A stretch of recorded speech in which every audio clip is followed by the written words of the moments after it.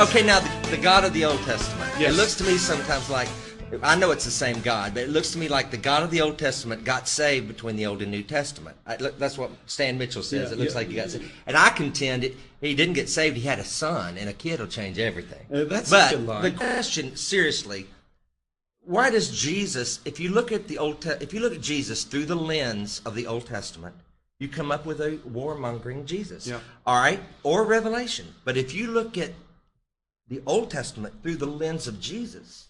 Yep. Yep. You hear what I'm saying? Yeah, I know what you're saying. Because when he says go kill the women, the children, the babies, I don't hear that in the voice and in the message of Jesus. Well, I have a friend. I was telling you about my friend Rabbi Lerner out on the West Coast.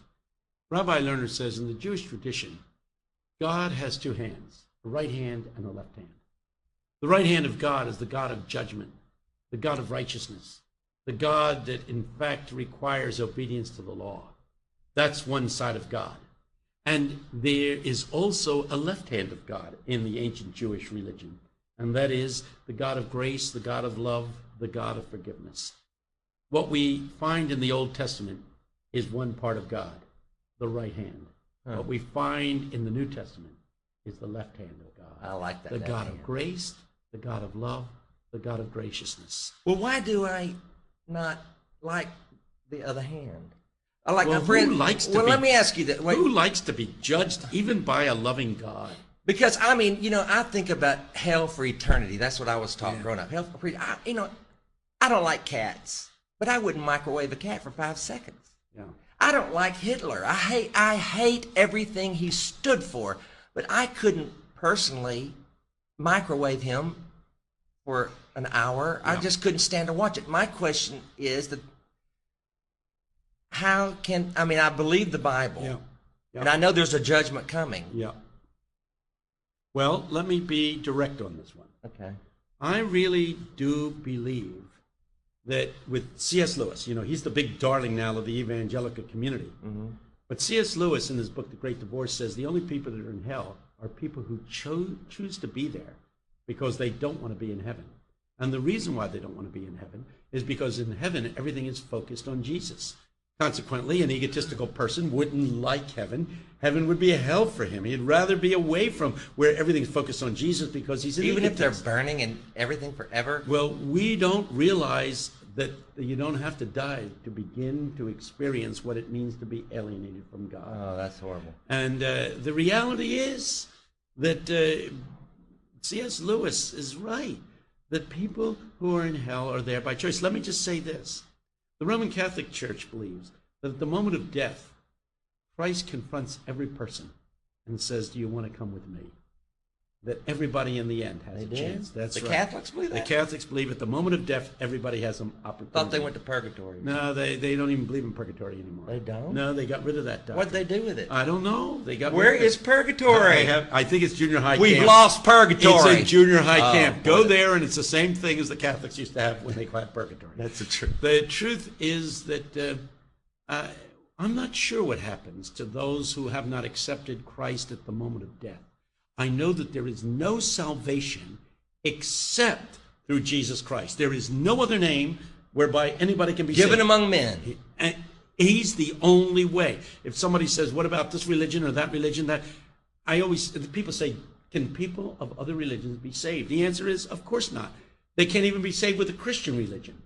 You can only be saved through a person. His name is Jesus. Yes. You can be into the Christian religion, but if you don't have that personal relationship with Jesus, if Jesus is not somebody that you meet in secret, in prayer, that you fellowship with in an intimacy that enters into your life and you feel his warmth within you, I don't care how religiously a Christian you are lost, baby. You are lost. You need to have that But relationship. you know what? He's worth knowing. But listen.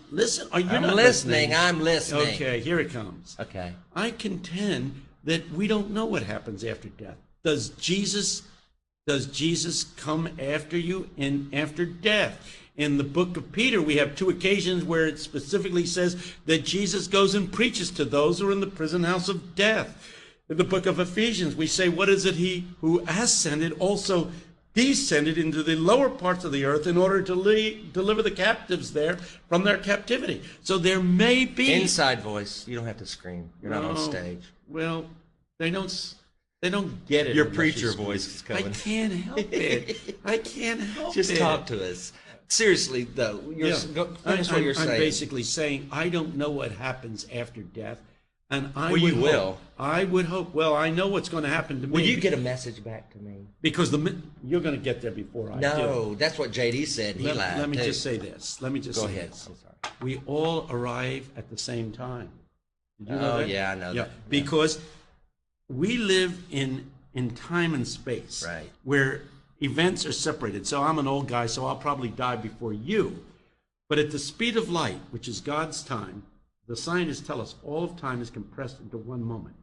So every moment in time is compressed into the same moment with God, which means if I die today and you die 10 years from now, with God, those two moments are compressed into a simultaneous moment, and we will arrive together. Let me tell you a story that will break your heart. Okay. Well, don't break my heart. I got a call one day, and it was late. It was too late to be getting a telephone call. And it was a woman who asked, do we all stand before the judgment seat of God at the same moment? Or do we arrive at different times and are judged individually at separate times? I said, lady, it's 11:15. Why would you ask me that question? She said, yesterday, my son, who was homosexual, committed suicide. And I don't want him to be judged before I get there.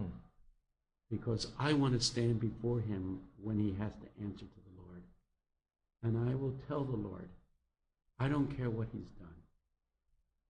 He's been a good son to me. And he's a wonderful person. And I don't know what he did, why he did what he did. He's a precious, precious person. I want to be there to put in a good word for my son on the day of judgment. I hope we get judged at the same time. I thought, lady, I think your son's going to be in good shape on Judgment Day if you are his defender. I think he's going to be in good shape because Jesus will be his defender. It says in the book of Revelation, it says in the scriptures, doesn't it? If any man sin, he has an advocate, which means a defense attorney. A lawyer, a good lawyer. Man, that's better than the prosecuting And the attorney. good news is the lawyer's daddy is the judge. Man, you talk about having an inside track. You can't lose with that one. Yes, yes. And I used to think that God was mad at us. The Old Testament, my view of that. God was really ticked at us, but Jesus got between me and God and took our beating and said, I'm going to. But really what I have discovered is that Jesus was a beautiful picture of the Father. The Father is crazy about us too. And Jesus was just an extension. Finally, we couldn't get it after prophet after prophet after prophet. So finally, God shows up himself. People, I just was asked the other day, when you were a young man, when you were 15, 14, 13, what was your concept of God and how does it differ from your concept of God today? And I had to answer, my concept of God has not changed because the only thing I knew about God when I was 13 or 12 was what I found in Jesus. And today, the only thing I know about God is what I find in Jesus. Here's what the Bible says. In him, the fullness of God was revealed. Whoa. So there. So listen, if you don't like Tony Campolo because what you've heard, or you may not like me now because I'm a friend of Tony Camp, forget us. Throw us away. That's right. But run after Jesus.